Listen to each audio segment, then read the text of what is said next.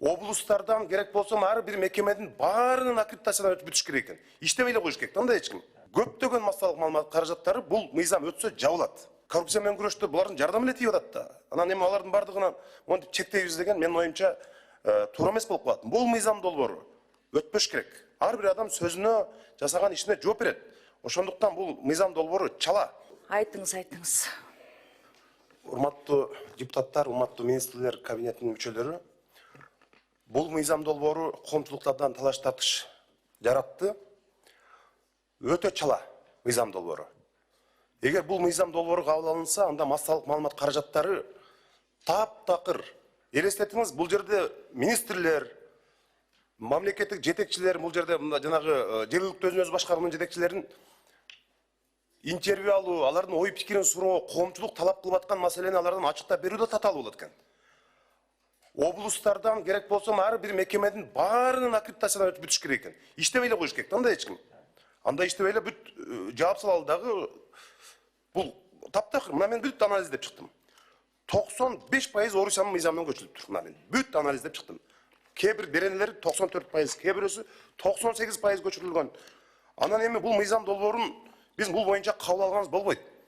Биз комитет мына дайыма ушундай чоң маселелерде кеңешип, Чолпон Алыевна, кеңешип бир курултай боюнча деле канча талаш тартыш маселелерди биз компромисс менен, консенсус менен чечтик.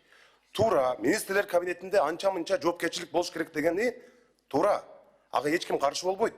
Бирок моундай аккредитациядан өтүш керек Минюсттан, анан тиги санарип министрлиги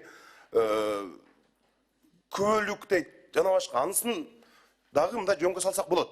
Бирок бул боюнча жанагы жарандык коомдун көп талкуулар өттү, көп тегерегесүүлөр өттү. Алардын бир да ой пикирин укпай коюшкан. Эми андай болбойт да. Депутаттар деле министрлер кабинети менен келгенде бир консенсуска келип, ушундай деп түшүндүрүш керек да. Мына моундай менен кантип өткөрөбүз билбейм. Бул көптөгөн массалык маалымат каражаттары бул мыйзам өтсө жабылат.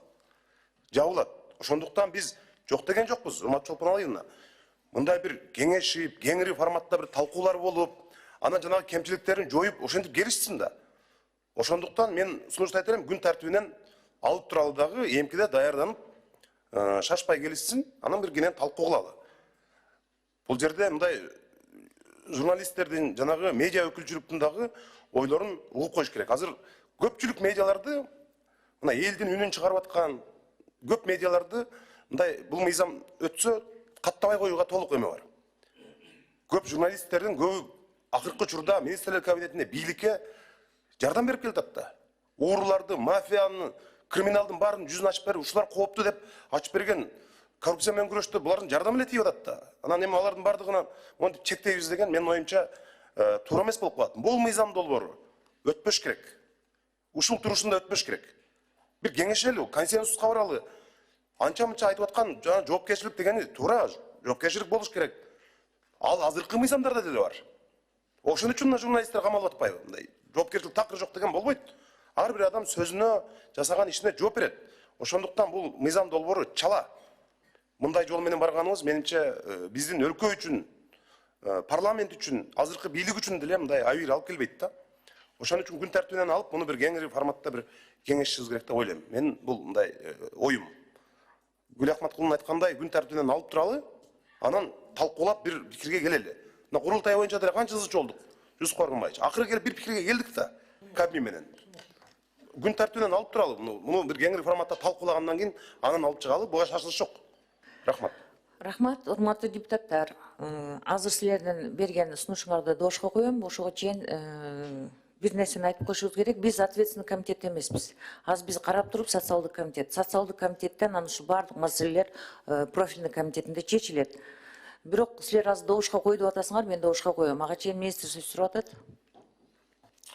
Урматтуу Чолпон Алыевна, Жанарбек Кубанычбекович, сиз туура айтып атасыз, жанагы аккредитация эмелер боюнча башка комитеттерден өтүп атканда дагы биз бүт баарын эске алдык.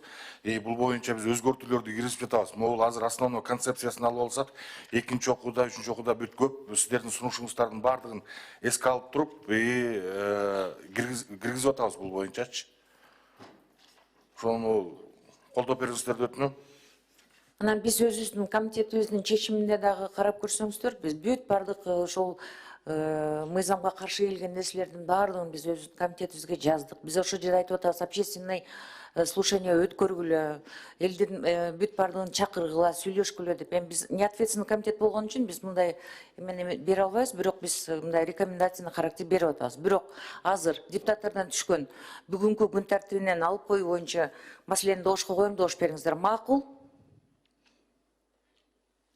Каршы? Анда бул маселе өттү, күн тартибинен алынды бул маселе.